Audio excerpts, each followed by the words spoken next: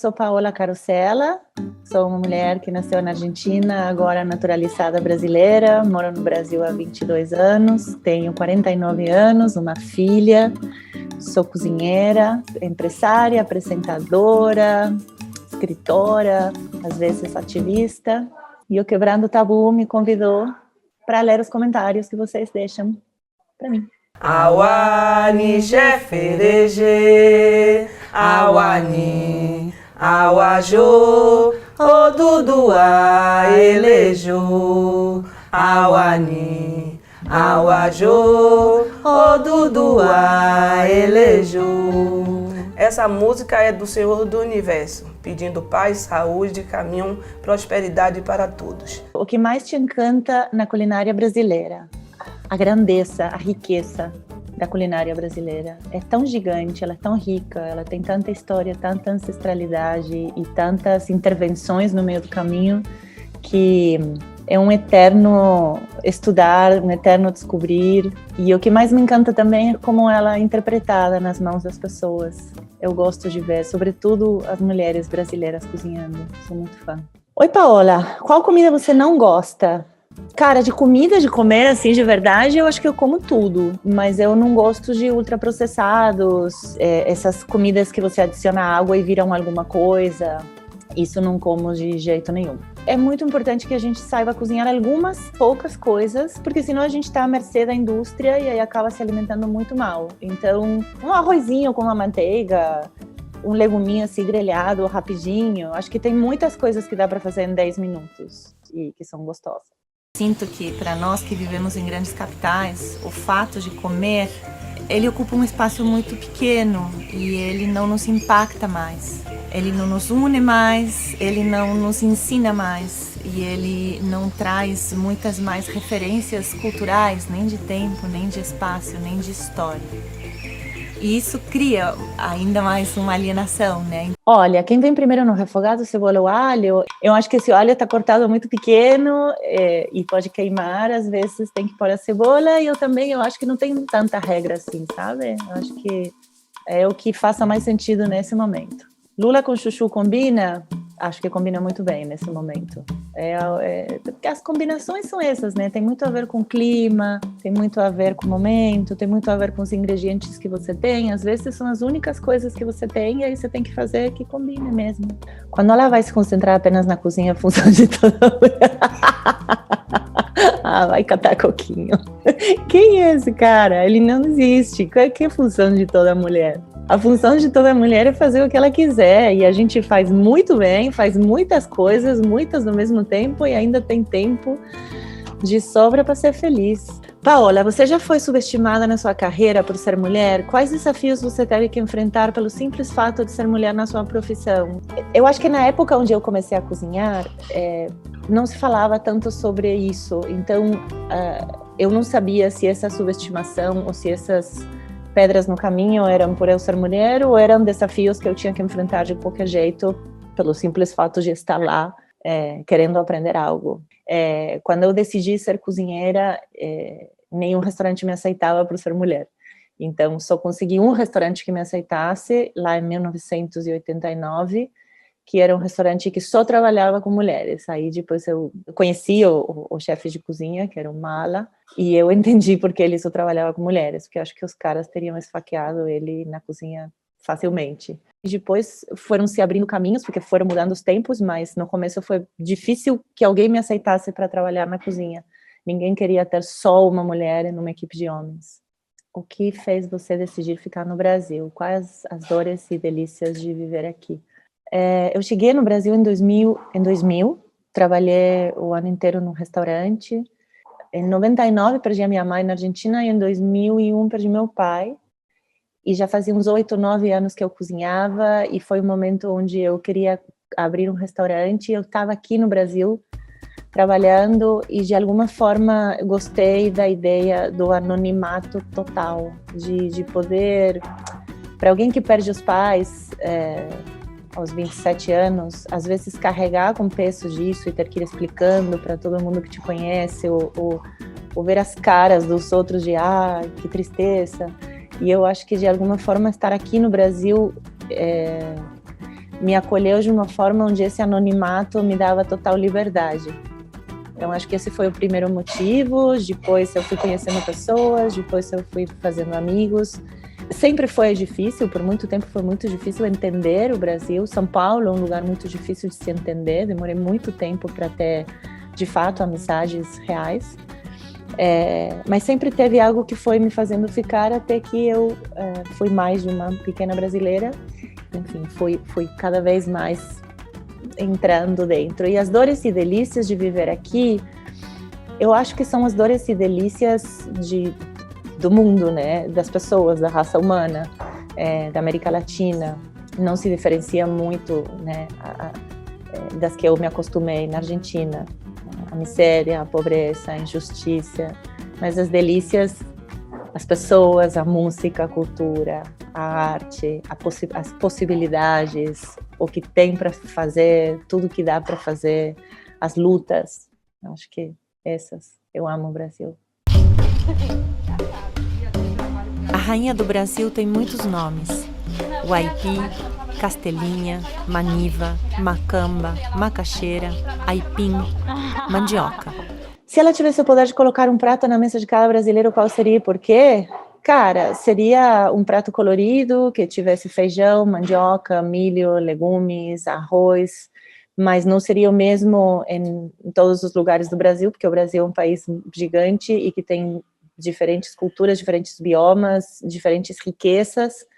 Em cada lugar, eu colocaria o que pertence ao lugar, o que é do lugar e o que conta a história da terra e a cultura desse lugar, e o que está no prato tem que representar o que a terra produz, o que as pessoas podem produzir nesse espaço. A gente precisa voltar para o campo, então levar as pessoas de volta para plantar e colher seu próprio alimento, aquelas que podem e que querem, e que o que está no prato fortaleça uma agricultura familiar agroecológica, que ao mesmo tempo de fortalecer uma distribuição de renda mais justa e uma distribuição de alimento fresco, também tenha o poder de regenerar a terra e parar um pouco a crise climática, né?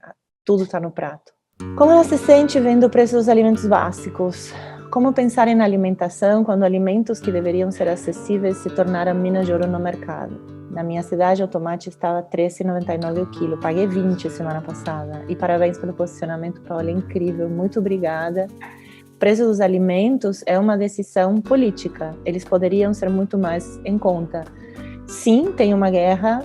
Sim, essa guerra deixou os agrotóxicos que o campo escolheu usar, porque esse é um sistema de plantio escolhido, deixou eles mais caros. Sim, tivemos uma pandemia, mas tem algumas coisas que influenciam o preço dos alimentos e que não tem nada a ver com isso. Primeiro, a gente precisa olhar qual é a política que o Brasil escolheu para a agricultura, e o Brasil escolheu claramente uma política de agricultura que planta grãos para exportação e que tem grandes áreas de pastagens. Quando você fala que comer é um ato político, basicamente o que quer dizer é quais são as decisões que um governo toma sobre como vai ser produzido o alimento para um país e quais são as políticas públicas que se aplicam para que esse alimento chegue a todos, chegue só a alguns, e qual é o que chega. Então, nós temos hoje grandes desertos alimentares, que são, sobretudo, nas comunidades periféricas mais pobres, onde a maioria é negra, onde você já não tem mais acesso à comida fresca, você só tem acesso a ultraprocessados. Por outro lado, se você olha como o campo está organizado no Brasil, você vai ver que tem 220 milhões de hectares plantados com soja, milho, pastagem, gado, e 1,8 bilhão de hectares de arroz. Então, o que o Brasil está plantando? Está plantando commodities para exportação e o que sobra vira um ultraprocessado muito barato, que faz muito mal, mas a comida fresca de verdade está cada vez ficando mais elitista. Então, faz muito tempo que os governos deixaram de sustentar programas que existiram e que foram muito importantes no combate à fome, como o PNAE, Programa Nacional de Alimentação Escolar, e o Programa de Aquisição de Alimentos, que foi aniquilado no governo Bolsonaro, mudou de nome, mas basicamente não se faz nada. que é o governo comprando de pequenos agricultores e doando esses alimentos para quem passa fome. Quando isso acontece, é uma forma de fazer a economia circular e de que os agricultores consigam continuar plantando. Então, o preço dos alimentos tem muito a ver com um único fato já é muito surpreendente. Se você tem, na maior parte da sua terra, plantado coisas que não são comida, e cada vez se planta menos comida, mas as pessoas precisam continuar comendo, simplesmente a comida não vai parar de inflacionar. Esse é um dos muitos motivos pelos quais os preços estão dessa forma. Como eu me sinto muito mal, sobretudo sabendo que o Brasil já conhece a fórmula para sair da fome. Então, só certifica ainda mais que é um projeto de governo. Paula, por que você acha que veganos te odeiam? Eu sou vegana e aprendo muito com as suas receitas, até as que não são veganas, eu as veganizo. Um abraço fraterno, porque você é legal, Clarice. Eu fiz uma piada uma vez no meu canal, porque há um tempo atrás eu critiquei um hambúrguer feito de soja e papel, e muita gente me atacou falando que eu não entendia nada de veganismo e que eu não entendia que esse tipo de alimentos ultraprocessados que entram para, fantasiados de carne, mas a base de outras coisas, que eles são produtos que ajudariam na transição das pessoas da carne para comer outras coisas. E eu discordo muito. Muitas vezes esses produtos são feitos com os mesmos ingredientes que o agro usa para alimentar os animais. São feitos, às vezes, pelas mesmas indústrias, Não deixa de ser uma espécie de greenwashing, onde, te trago uma opção ali, mas na verdade não está mudando nada, algo que deveria radicalmente mudar, que é a distribuição de terras. Se esses produtos veganos industrializados são feitos de soja, de milho, de algodão, de papel e de todas aquelas coisas que vêm de grandes latifúndios e que não fortalecem a agricultura familiar, então a gente vai ter grandes capitais, pessoas com dinheiro comendo hambúrguer vegano e campos desertos de soja, com muitas pessoas morrendo de fome, porque a gente não está plantando comida. Então, eu espero que eles não me odeiem, porque a gente está junto no mesmo, pelo menos numa militância, muitas coisas muito parecidas. Eu não acredito muito no poder de mudança do veganismo dos ultraprocessados e do veganismo de delivery, Eu acho que a gente precisa respeitar biomas, terra e pessoas. Se eu vou numa comunidade ribeirinha, onde as pessoas vivem de marisco, eu não posso tirar um marisco e colocar um hambúrguer de soja. Então, eu acho que é muito mais complexo do que só tirar a carne do cardápio. Como você consegue tanta elegância para lidar com haters? São muitos anos, 49 anos. Não sei, eu sou tão elegante assim? Não sabia, obrigada. Você acha que já foi dura demais com alguém no MasterChef? Eu acho que o que às vezes aparece na tela como alguém sendo dura demais tem muito a ver também com a edição. Muitas vezes essa conversa que aparece em alguns segundos na tela, ela teve minutos para se desenvolver ao vivo, E nesses minutos onde a conversa se desenvolve, é uma conversa entre duas pessoas e uma vai provocando a outra, Então, às vezes, uma resposta muito dura não veio da nada, ela vem de um lugar onde o participante também está jogando esse jogo. Pedir para alterar o ponto da carne é heresia, pelo amor de Deus, não. Não, eu acho um absurdo. Eu sou contra a ditadura da carne mal passada, eu acho que é um absurdo. Eu não como mais carne, mas quando eu comia carne ao ponto. E às vezes nos restaurantes os cozinheiros não mandavam para mim ao ponto, porque já chegaram a falar que o garçom tinha errado, que eu, argentina, comia carne mal passada. Eu não gosto de carne mal passada. Eu acho que você tem que comer a carne do jeito que você quiser. Era seu sonho ser chefe? Se não se tornasse chefe, o que acha que seria hoje? Não, meu sonho não era ser chefe, eu queria cozinhar. Eu queria ser cozinheira. Então, meu sonho era primeiro que alguém me recebesse num restaurante para eu aprender com eles. E depois foi que alguém me recebesse em outro. E depois foi aprender mais. E eu nunca pensei o que seria se não fosse cozinheira, não. Porque a cozinha me abriu muitas portas também. Se eu vi... Te acho gata, vem em mim, vem em mim. Olha, eu ainda não sei se eu sou. Por enquanto eu sou hétero, mas não seja isso, a gente pode conversar. Lembro que li algo, não lembro exatamente se era um post ou algum comentário que ela fez sobre a maternidade que me tocou muito. Essa desconstrução da maternidade é muito importante para mim. Como é, Paola, e como foi para você ser mãe e ao mesmo tempo uma mulher com uma carreira tão incrível e de tanto sucesso? Eu acho super importante desconstruir o que a sociedade construiu da maternidade e como o patriarcado colocou na maternidade uma gaiola, né, uma prisão para as mulheres. Muitas das coisas que a gente acha que deveria fazer, que tem que fazer, ou que deveria sentir, são construções feitas para encarcerar, guardar, deixar trancado e controlada a mulher. Eu acho que uma das coisas que eu mais gosto de fazer e nas que eu mais gosto de focar a minha atenção e a minha intenção é, para mim mesma, em entender o que a maternidade significa para mim e o que pertence ao que a sociedade coloca e tentar desconstruir aquilo, sabe? Tirar essas coisas que foram colocadas culturalmente, através da educação e da sociedade, e pegar as que para mim são fundamentais na construção da minha figura materna, de que tipo de mãe eu sou e como que eu estou criando a minha filha.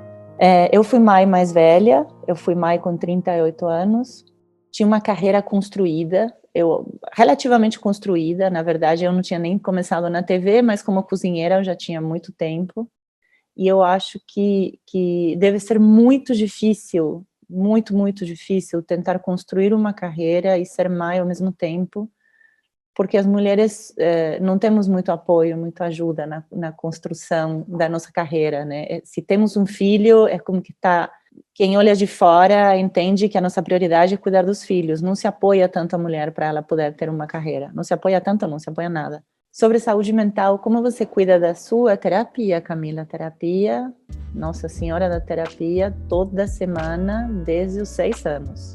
Vai virar vegana quando? Não sei, Gisele, se eu vou virar vegana alguma vez. Por enquanto eu sou peixetariana e, não sei, eu entendo a comida desde outro lugar, sabe? Se eu vou agora visitar uma comunidade de agricultores em algum lugar e alguém me oferece um frango que eles criaram, mataram, alimentaram e fizeram com muito amor, eu não vou fazer, não vou deixar de comer por causa disso. Eu acho que é muito mais complexo a comida e o que ela significa. Então, não sei se eu virarei vegana alguma vez.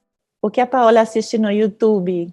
Olha, que boa pergunta. A Rita Von Hunt, muito. Eu acho que é o que eu mais assisto assim no YouTube. E eu uso bastante o YouTube para aprender coisas, sabe? O feijão vai por baixo ou por cima do arroz? Do ladinho. E aí você vai pegando mas se for para pôr por cima do arroz. Arroz embaixo, feijão por cima. Qual a sua expectativa para a culinária futura e qual a sua opinião sobre os movimentos a favor do uso de agrotóxicos? Beijão, você é incrível, muito obrigada. Para a gente ter uma culinária no futuro, a gente precisa mudar agora a forma como produzimos alimentos. E agora já é meio tarde, mas a gente precisa mudar agora. Se a gente não muda e continuamos plantando, fazendo, produzindo coisas que chamamos de alimento desse jeito, a gente não tem muito futuro não, nem culinário, nem nenhum outro.